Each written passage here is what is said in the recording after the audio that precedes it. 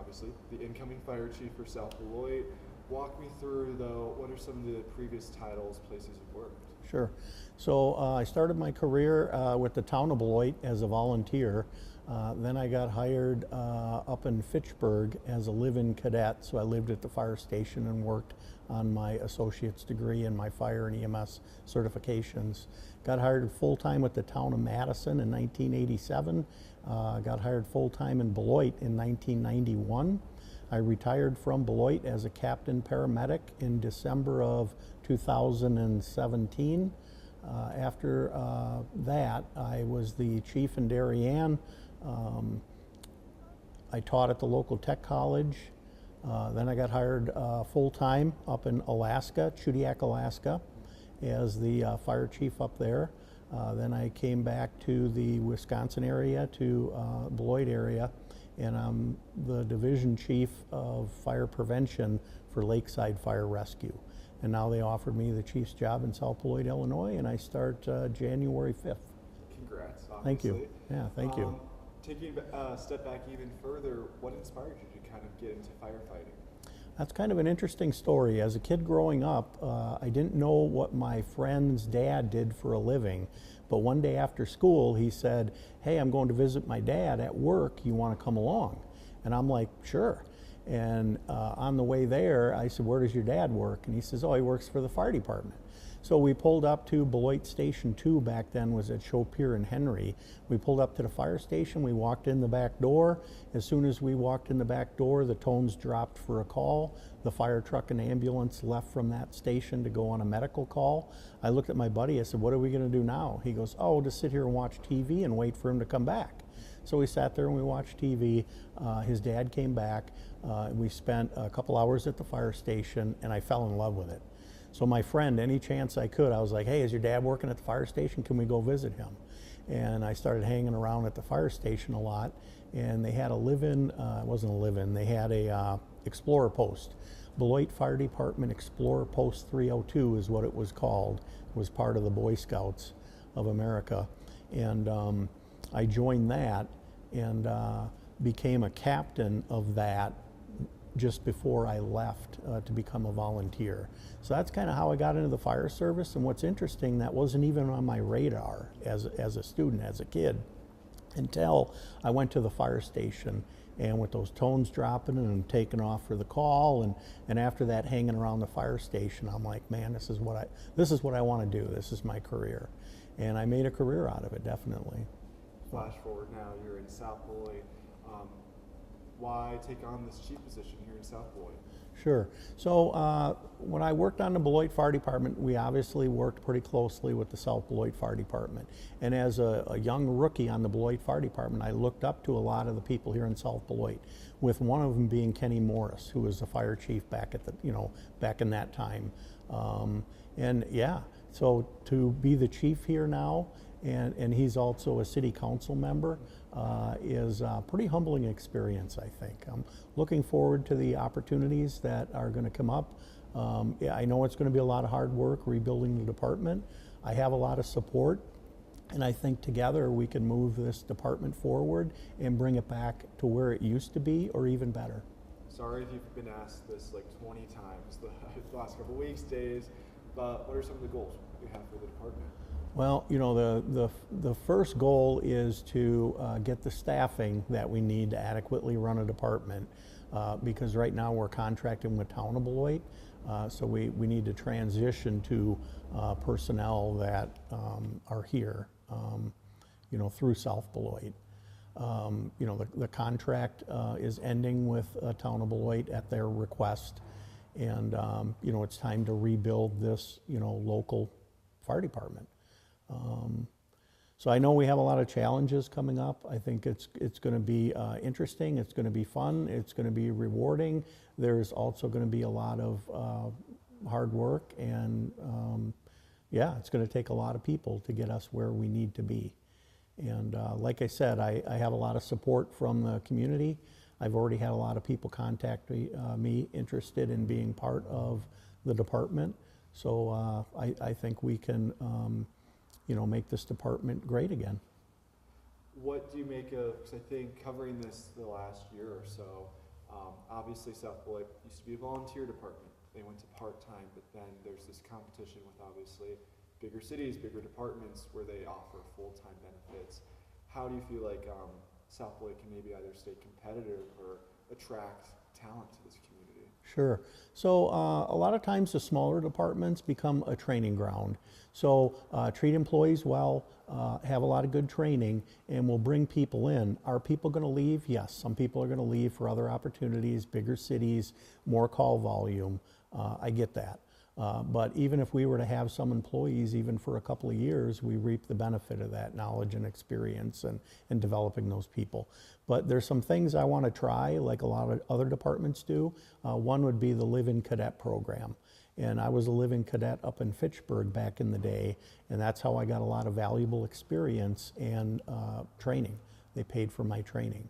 And in that program, you would be there 2 or 3 years and get the training and the experience. So I want some type of live-in cadet program. It wouldn't be a live-in cadet because we don't have enough dormitory space here at the fire station. So it would probably be local people that we would hire, and they would do shifts in the fire station and go to school at the local tech college working on their degree and their certifications. That's usually a good way to help supplement the number of on-duty people. I also want a combination of different types of employees, full-time, part-time, paid on premise, paid on call, and by utilizing all those different types of employees, we'll hopefully have enough people to run the day-to-day operations of the fire department. I also think we have to look to the surrounding neighbors and we have to develop partnerships. But for us to be useful to the other departments, we have to provide a certain minimum number of resources so it can be a true give and take. We can't always be the department that takes from the surrounding departments, and we're not willing to give that back in return. So we really need to look at how we can make that a true partnership and work together. Because I think a lot of the departments today have a lot of the same challenges, and we're all in this together, and we have to work through it, and we have to work together. I think that's key. I know Town of Beloit's contract had it where it was going to staff South Beloit with 9 full-time crew members. What number are you looking at potentially to bring into here? That's a good question. A lot of it's going to depend on the elected officials, obviously, because we have to rely on them for the funding. We've already had some preliminary discussions, myself and Sonia, the city administrator, and I think between having full-time, part-time, paid on call, paid on premise, live-in cadet, the goal would be to staff with 5 as a minimum. And that way you could have 3 on a fire truck and 2 on a medic rig. So all that needs to be worked out. Obviously, we have to get the people, we have to have them adequately trained, and we have to have the funding to support that. But I think by using a combination department approach and having volunteer or paid on call and paid on premise, part-time, full-time, and live-in cadet gives us the opportunity to be very fiscally responsible with the taxpayers' money and provide adequate resources for day-to-day operations. And I saw too, I think it was, sorry if I have the numbers wrong, but City Council as of now is looking at doubling the fire budget to 1 million, or was it to 2 million, or? I don't have the correct number. It used to be 1 million, and I think it's going to be closer to 2 million. And that would be the day-to-day operations and capital, funding, and the personnel. And obviously personnel are the most expensive resource, but we have to have the personnel to run the calls and fight the fires and go on the medical calls. So. Kind of rounding out this interview, obviously too, the South Beloit Fire Department became this pretty passionate project for some community members. There's the Save Our SB Fire Department movement, about a 10 city council meetings. What do you make stepping into this job where there was such this passion for bringing the fire department here, a pretty activated community base for it? Yeah, and the community should be active, and they should be vocal about their fire department, and they should have a local fire department that they can rely on. Don't get me wrong, the Town of Beloit bridged the gap. They do an excellent job. It's a great organization. I was a volunteer with the Town of Beloit. That's where I got my start in 1985 when I was a high school, a senior at Beloit Turner. I was 18 years old and I joined the Town of Beloit Fire Department. So Town of Beloit's an excellent organization. We appreciate over the last year or however long it's been that they provided us with the personnel to run emergency calls in the community. And now I think we need to take it to the next level and have a certain minimum number to adequately respond to the day-to-day calls. Now obviously most departments can't handle all the calls all the time, and that's where it would be nice to have mutual aid, automatic aid, and even the MABUS mutual aid for the larger incidents, the mutual aid box alarm system. So all that's going to have to be worked out.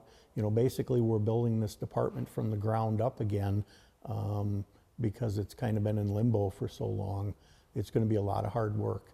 But like I mentioned, there's a lot of people that support having their own local fire department, and I'm going to be utilizing those people to help rebuild this department, and we're going to need a lot of help to make it happen. Kind of rounding out this interview, I think it was, and sorry if I have the dates wrong, Town of Beloit's contract ends October 26, or 2026. What are you looking at in terms of a timeline, in terms of, is that kind of your date for starting South Beloit Fire Department again, or do you expect it maybe to come back earlier, stuff like that? Yeah, I would hope it would be earlier, but there's so many things that we have to put in place before then. There's an interim chief at Town of Beloit. I will obviously be working with that individual to try to figure out how we're going to pull all this off and how long it's going to take. So there's a lot of work that has to be done there. And obviously, we're going to need Town of Beloit until we're ready to do it on our own. Anything else you want to add? The only thing I can say is, you know, I appreciate the surrounding communities and all the help that they've given South Beloit, you know, in the last couple of years. I'm looking forward to the future and what we can do with this organization and rebuilding this fire department. Thank you so much, Scott. Yeah, thank you.